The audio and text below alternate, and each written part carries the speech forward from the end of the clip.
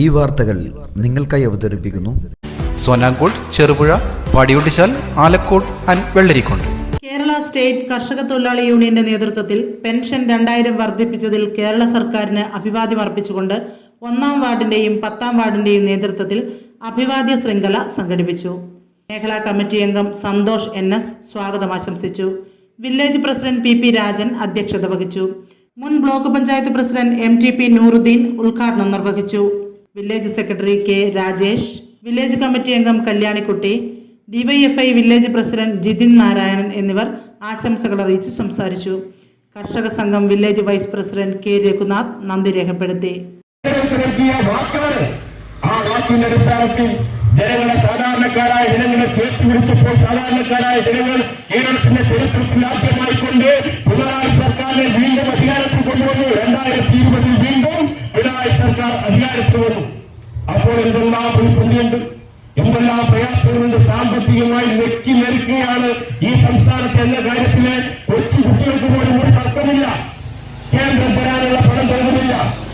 നമ്മൾ സോപ്പ് വാങ്ങിയാൽ, നമ്മൾ ചീപ്പ് വാങ്ങിയാൽ, നമ്മൾ സാധനം വാങ്ങിയാൽ നമ്മളെടുക്കുന്ന GST, ആ ന്യായമായ അതിന്റെ GSTയുടെ വിഹിതം നമുക്ക് കിട്ടേണ്ട തുക പോലും നമുക്ക് തരാനുള്ള ഒരു വിഹിതവും ഞങ്ങൾക്ക് നൽകാതെ കേരളം എന്ന് പറയുന്ന സംസ്ഥാനത്തെ ബജറ്റ് അവതരണ വേളയിൽ കാണാതെ ഈ സംസ്ഥാനത്തെ ശ്വാസം മുട്ടിച്ചുകൊണ്ട് കൊല്ലുന്ന കേന്ദ്ര സർക്കാരിന്റെ നയങ്ങൾക്കെല്ലാം കീഴടങ്ങുന്ന ഒരു സമീപനമല്ല ഞങ്ങൾ സ്വീകരിക്കുന്നത്. മറിച്ച് എന്തെല്ലാം പ്രതിസന്ധി ഉണ്ടായാലും, എന്തെല്ലാം പ്രയാസങ്ങൾ ഉണ്ടായാലും ഇവിടുത്തെ സാധാരണക്കാരെ ചേർത്ത് പിടിക്കാൻ ഞങ്ങൾ പ്രതിജ്ഞാബദ്ധമാണ് എന്ന് പറഞ്ഞുകൊണ്ടാണ് 2025 നവംബർ 1 ഈ സുപ്രഭാതം കേരളപ്പിറവി ദിനം കേരളത്തിലെ ജനങ്ങളുടെ മുന്നിൽ നിരവധിയായ ക്ഷേമ പദ്ധതികൾ മുന്നോട്ട് വെച്ചത്.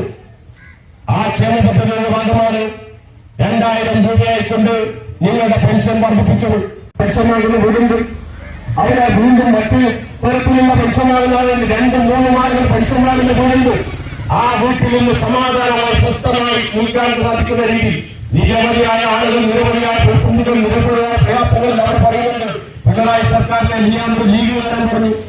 ഞാൻ ഈ പിണറായി സർക്കാരിനെ പൂജിക്കണം. ആ പിണറായിയുടെ 3600 രൂപ ഇപ്പോൾ കയ്യിൽ കിട്ടി. എന്റെ അത്യാവശ്യ ആവശ്യങ്ങൾ കണ്ടത് മരുന്ന് വാങ്ങി വരിക. എത്ര സന്തോഷകരമായ രാഷ്ട്രീയത്തിനപ്പുറം അതിനെ ജനങ്ങൾ കാണുന്നത്.